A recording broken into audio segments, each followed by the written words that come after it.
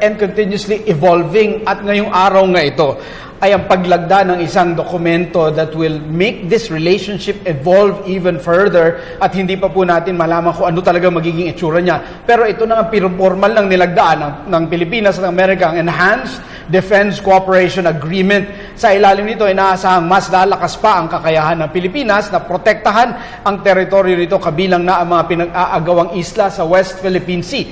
Narito ang report ni Sweden Velado.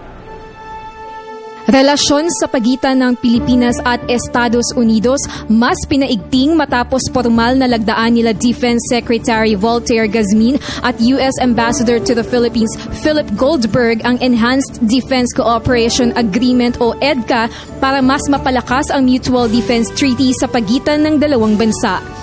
Inaasahan na sa pamamagitan ng makakatuwang ng ating bansa ang Estados Unidos kaugnay ng tensyon sa China na may kinalaman sa territorial dispute sa West Philippine Sea, gayon din sa promotion ng modernisasyon ng Armed Forces of the Philippines at humanitarian assistance and disaster response sa mga posibleng sakuna tulad ng bagyong Yolanda.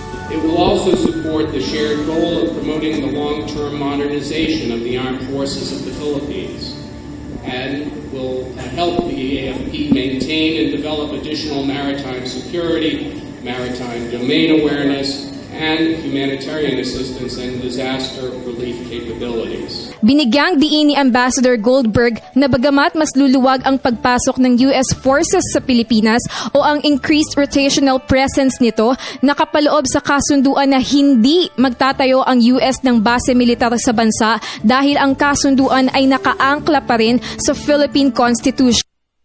And the understanding that the United States does not intend to establish a permanent military presence in the Philippines. Nakapaloob sa EDCA na ito ay epektibo hanggang 10 taon lamang, ngunit maaari namang i-renew depende sa kailangang suporta ng Pilipinas. Idinagdag naman ni Secretary Gazmin na bahagi ng EDCA ang paggawa ng joint training exercises tulad ng balikatan na gagawin sa susunod na linggo. Ayon kay Gazmin, ang hakbang na ito ay makakatulong upang mapalakas ang AFP.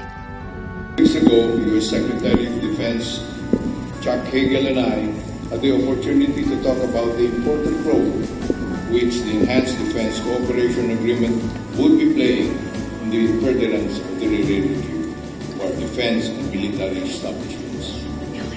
This agreement allows us to work on what is called for under the MDT, which is individual and collective capacities. Samantala, ang kasunduan ay naisapinali nitong Sabado at Linggo at itinakdang malagdaan ngayong umaga bago dumating si US President Barack Obama para sa kanyang opisyal na pagbisita sa Pilipinas ngayong araw. Para sa Telebisyon ng Bayan, ako si Sweden Velado.